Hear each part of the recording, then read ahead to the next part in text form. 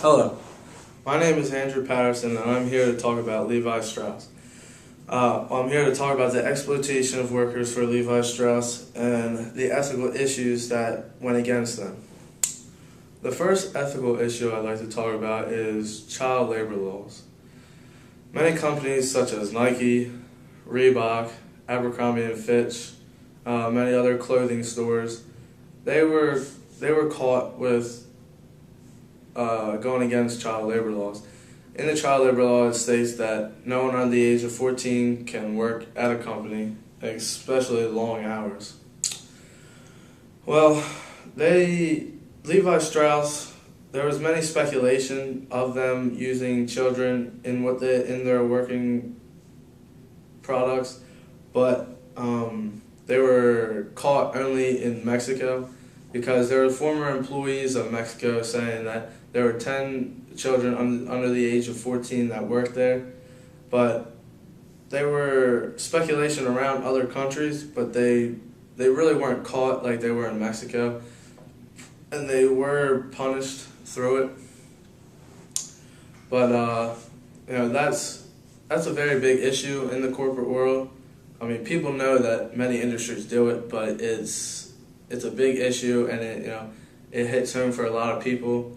So, doing stuff like that could make your sales go down because people know that you're doing false marketing, knowing that you're saying that, you don't condone this while you do it at the same time, because that's what many of Levi Strauss's communicators would do. They would say, no, we don't condone that, and then yet they were caught in Mexico. So, people can't trust a company like that. The next issue I would like to talk about is not giving the employees a acceptable living wage. This problem happened at Levi Strauss many a times. There was a survey done at the UK of 15 to 30 companies like Levi Strauss. And Levi Strauss scored the lowest on being able to provide for their employees appropriate living wage. And then they were even suspended in the UK for doing that. They were normally around 2001, they were caught in Sapin that they gave employees under $3 an hour. And while they were making $3 an hour, the CEO, Philip Marneau, he made $25.1 million that year. And then they did the calculations and saw that he could have paid them around $12,000 an hour and still would have made money. So, this company was trying to do whatever they can just to continue just to make a profit, no matter who they hurt in their way. Another thing was, for all the hours they worked, not being able to get that, not being able to get that living wage. Also in Sapin, they recorded that these Chinese women, as they were having to work 84 hours a week, they weren't only working 84 hours a week, they were forced, and they were not getting any overtime money.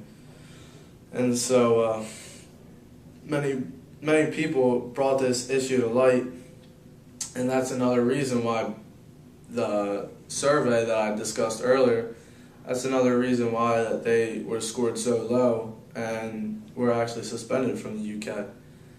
The next issue is the health and safety of the employees. Many factories had cracked roofs, had insufficient heating and cooling, but there was one case where there was holes in the roof and there was a rainstorm that night. Well, they had puddles the next day, and many people got an electric shock from those puddles and were harmed. And that shed light, and that factory had to close down. Now, moving on to the next topic, while I was talking about closing down, there was times that Levi Strauss closed down the factories without warning. These employees were put out of work just out of nowhere, and they didn't have time to prepare to advance their life. In San Antonio, there was 5 factories that closed down and over 1,000 employees that were put out on the street. Now, in a more broader sense, around the world, there were 58 industries closed down, and over 11,000 people were put out on the street, not being able to fend for their families, not being able to feed their families, and just being at a very tough spot. And Levi Strauss did not replenish them or help them in any way at all. Now, another problem with Levi Strauss is not giving employees much privacy. The Chinese women in Saipan they got their passports confiscated, and there was a time that when Chinese women, they were on their menstruating cycle, that they were allowed to take off through that process, but they were also checked. The employees or the employers would strip them down and make sure that they were not lying. I mean, I believe that's very disgusting, but they stripped them down, made sure they weren't lying, and many times, their privacy was invaded. Now, in a broad sense, why they're going through all these ethical issues, this was the time period that they were on a downfall. By 2003, from 1996 to 2003, they had a $349 million net loss. So they were doing anything to cut expenses to be able to make the biggest profit that they can. And there is no reason for that at all, to continue these ethical issues just because of the situation you're in. You just need to pull yourself out.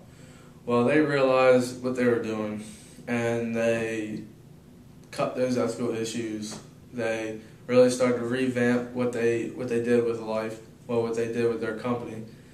And they made a no sweat clause saying that those children under age 14 do not work there, and that none of their sweat would be on their product.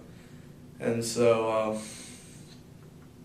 then they moved on to saying they're making an applicable living wage for their employees, and then that they're making the best health and safety warehouses for their employees to be in their working environment. Now, they also said, after going through all that, they're saying that their partners would also do the same as them, that they would not work with anybody that used children to work. They would not work with anybody that did not provide a living wage, appropriate living wage for their employees. They would not work with anybody that did not provide health and safety for their employees. So not only internally are they getting better with their ethical issues, but they're also broadening their ethical decisions. That way they can all come together in the corporate world. Now, granted, Levi Strauss, went through that ethical time to where they went against those ethical issues, but they brought themselves out of it, and to this day, they're continuing to make the right ethical decisions, and they're continuing to make a profit and be a striving company. All right, thank you for your time.